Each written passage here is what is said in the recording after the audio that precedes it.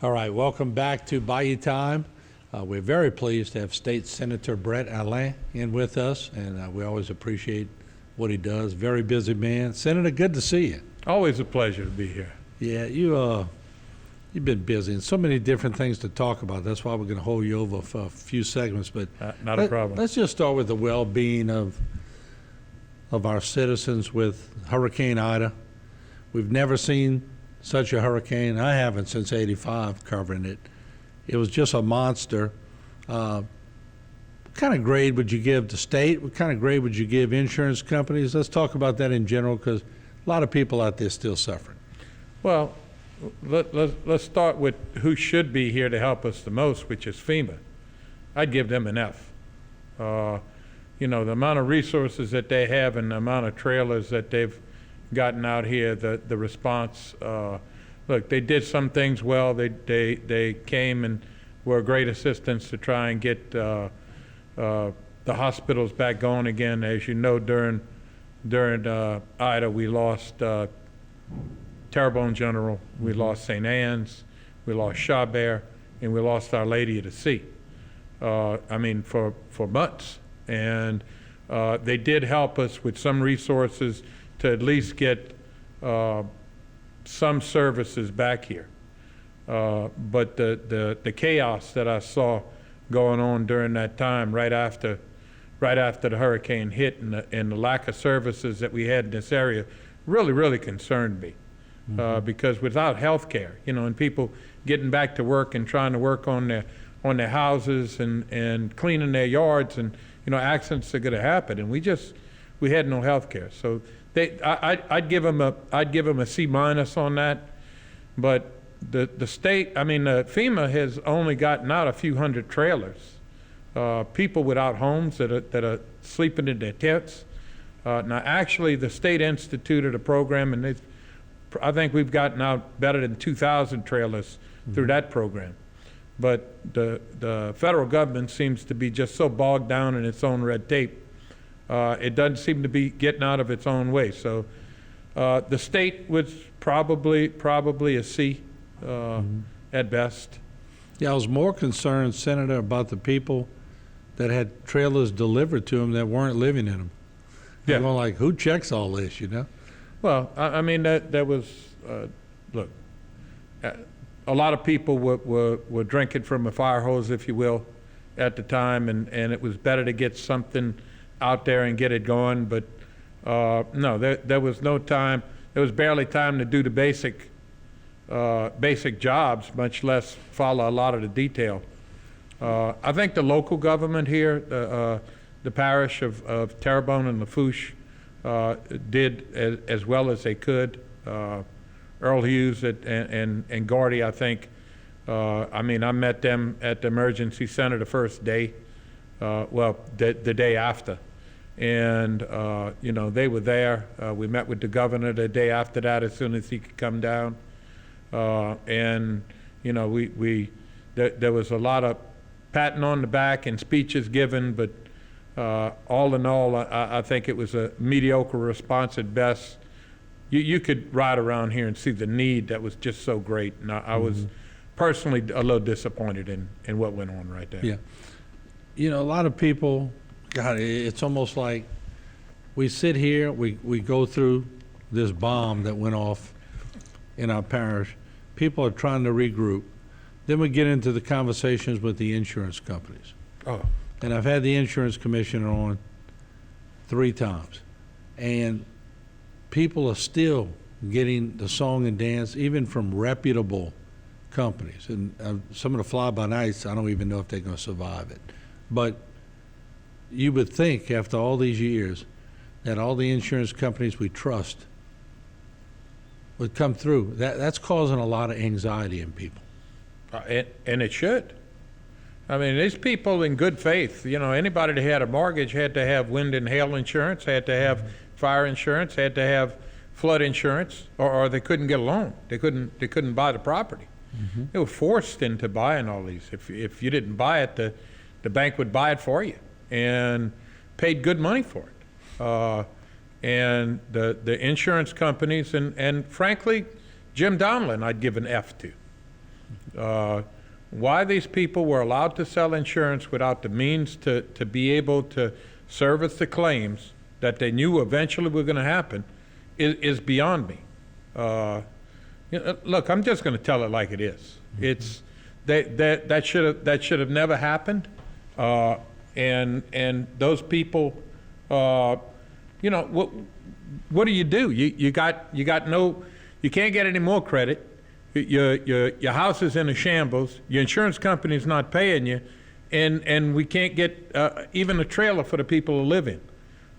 This is just not acceptable. What from a state level, we'll start the conversation. I got about a minute left on this particular segment. So what I'm going to do when we come back in the second segment is I'll just sort of tell you what's been happening around here as we go to all these areas. We've been down every bayou. We've been down Terrebonne, been down Lafourche. We've been everywhere that basically was ground zero. The horror stories are the same. Adjusters are showing up at people's homes. Adjusters who look like they might not have been out of high school or college yet. It seems to me the insurance companies are just buying time and just trying to do a lot of different things. So as we're going down the bayous of Terrebonne and Lafourche Parish, I'm hearing so much about adjusters who show up at people's homes. They take all the notes, they waste your time, they do this, they do that. Some people have been on 3 or 4 adjusters. They're not qualified. They go there, like I said, they waste your time, and to me, it seems like a stall tactic. What is it to you? Oh, absolutely, it's a stall tactic. The longer they can hold on to the money and don't have to pay, the longer they can delay the game, if you will. We've already had 2 insurance companies go insolvent on us. That should have never. They should have had the assets in place to be able to cover these claims. If they took the premiums, they should be there to do it.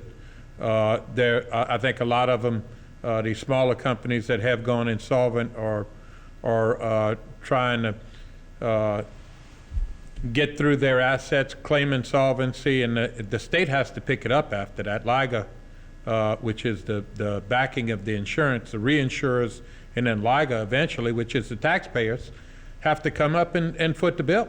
And that's going to show up as a part of your premium for everybody in the state of Louisiana from now on, until that debt's paid.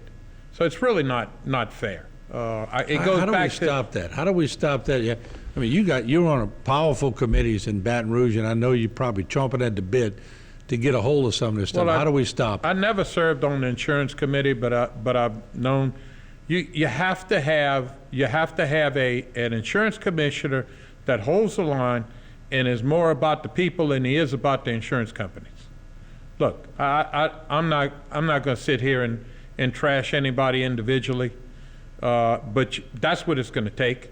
It's going to take an insurance commissioner trying to do the right thing, and right now I don't think you have that. You should not be able to write and accept premiums unless you have the assets and the reinsurance to be able to cover the risk that you're insuring for. And obviously we don't have that.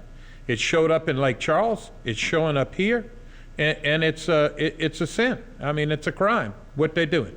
You would think we would have learned from Lake Charles. From what I understand, a third was put out right away to get people talking good. The other third came to the attorneys who challenged things, so 2/3 of the total damage, potential were put out, but then the other 1/3 disappeared. So basically, stockholders of insurance companies And made their 33%. CEOs, and their CEOs with $1 million salaries made away with the money. No, we saw it in Lake Charles. Mm-hmm. People that had homes that were totaled and still haven't received, 2 years later, still haven't received but $10,000 or $20,000 on a total home. They got no credit left. They got nobody to fall back on. They don't have means of their own. I mean, literally, a lot of them just walked into the bank where they had the mortgage and threw the keys on the desk and said, "Here it is." I mean, there's nothing I can do. You go fight with the insurance company. And you can't blame them. No. I mean, yeah, you can't blame them. I mean, they've lost all recourse. They've And they lost all lost hope. Hope, that's right. We both They said it lost at the hope. same time. Lost. So you sort of take away the spirit of people. I was so impressed that in this area, it seemed like we were busting through that. The resilience, and I'm not saying people in Lake Charles aren't resilient. They are. But over here, we sort of know how to deal with it from the grassroots on up. But I think what people are getting most upset about, one, the trailers, well, one, insurance, two, the trailers. I think if we got those two corrected, we'd be back on good footing. Yep, I agree. Yeah. I agree. You getting a lot of calls? The Understatement. the phone since the hurricane till now, the phone has blown up. And look, I was down here. We were doing what we could to help as many people as we could. It was overwhelming. The need that's out there, still out there. But listen, one case at a time, one person at a time. I was very proud. We were the western part of my district were able to immediately take a lot of the people and house them over there. It was closer than sending them up to Rapides Parish or to Shreveport. We were able to house a lot of people until they could get back over here. It was really heartwarming to see one part of my district helping another part of my district in the way they did.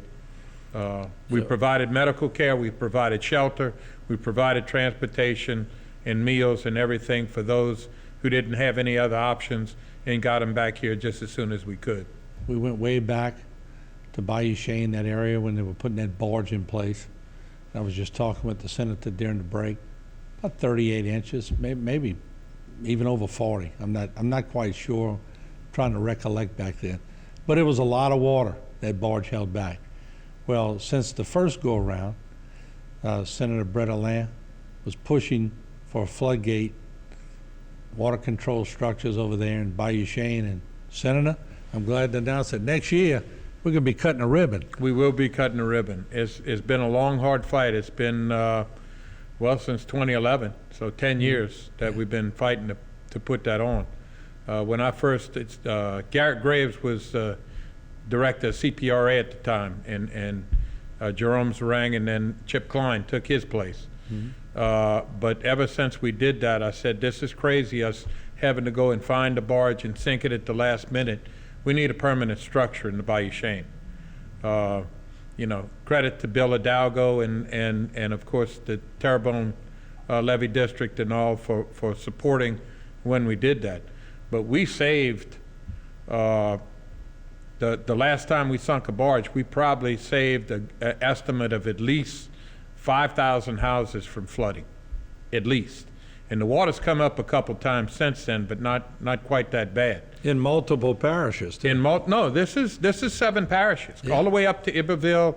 You're talking about Assumption, Pierrepont, all the way Stevensville, the back of Morgan City. Everything on that side of the Chafalaya has that backwater flooding. And now with a permanent structure in the Bayou Chene, we monitor the water. We can close it even when it starts to get high, not at the record flood stations like we had to justify sinking a barge before. And I think it's going to save a lot of people. Was I right on the 38 or was it 40-something inches? No, it was 40-something inches. I couldn't remember exactly what it was. Yeah, it was between 3 foot and 4 foot is what it was of water that held back. And look, this 40% of that watershed's in Terrebonne Parish, all of Bayou Black and Gibson and all of that whole upper part of Terrebonne, that's all in my district. I mean, those guys, when that water comes up, Gardy had those little pumps out there, and they were doing these little potato levees, I call them, to help try to save those people. But we won't have to fight that near as much anymore. And I live right on the Intracoastal, and when that was happening, it was like rapids in the Intracoastal. Absolutely. So not only that, it was affecting people navigating the Intracoastal. So I think it's, once we get Bayou Chene and Bubba Dove locked up, it's going to be incredible. Yeah. But did you ever think that was coming? No, that's $80 million just for Bayou Chene, $400 million for the Bubba Dove for the structure there. The state, we really have fought a lot to get these these things in place to get the money that this area deserves. I mean, and look, we put up our own money. We've taxed ourselves. We put up our own money to save our communities down here. I think we were able to sell that to the rest of the state, why we deserve to have those monies put down here. And it's been a lot of money, millions and millions of dollars. Just those two projects alone is $500 million.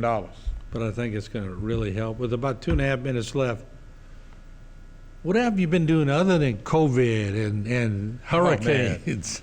Well, I'm chairman of Revenue and Fiscal Affairs, which takes care of all the capital outlay. And That's a big deal. We got a lot of the constitutional amendment number 2. We passed some really true tax reform in the last 2 years, and I appreciate everybody that voted for constitutional amendment number 2. We fought hard. There's no way we're going to attract new business and industry to this state if we don't do tax reform. That's much needed. I want to thank everybody out there for supporting that. We've got more to come. We have cut the personal income tax rate down to 4.25%. I would like to, before I leave office in 2 years, cut it in half again, if not totally eliminate it. We're working on a plan right now. You look at the states that are really booming: Texas, Florida, Tennessee. What do they all have in common? Zero personal income tax. That's how you attract business and people to come here. Let me ask you, what about 1:30 left? Vaccines in schools, big talk. For it, against it? Oh, very much against it. I think vaccines should be a personal choice. I don't think anybody should lose their job. I don't think anybody should be kicked out of school over vaccines or masks. That's we cannot become the nanny state and get that deep into people's business. I think it's personal choices, and I support that all the way through. So before we leave, with about a minute left, so when are you going to make your announcement you're running for governor? You know, a lot of people ask me that, and I don't have an answer for you right now. I just thought I'd throw it out so I could be the first one to break it. You know, it's going to be a crowded field. Right, no doubt. You know, I mean, when I start running, I would be 65 years old. You know, that's quite a commitment. I've got grandchildren. Still have a business to run. Right. And I love what I did. So I thought I'd throw it out. You've done a great job, and we appreciate what you've done. I appreciate you coming in. We're talking about capital outlay. We've also got a lot of good things, and there are too many to mention right now. But you know, the Bayou La Carpe watershed right down the road here, we finally got that fully funded. Terrebonne Sports Park, Valhalla Extension, on and on and on. A lot of good things coming to Terrebonne Parish. Well, I'm going to bring you on. We'll sit down for another hour and we'll talk about it, because we need to hear from the good senator. Thank you for coming by. Anytime. All right, there you have it. Senator Bret Allain. We'll take a break. A lot more. Don't go away.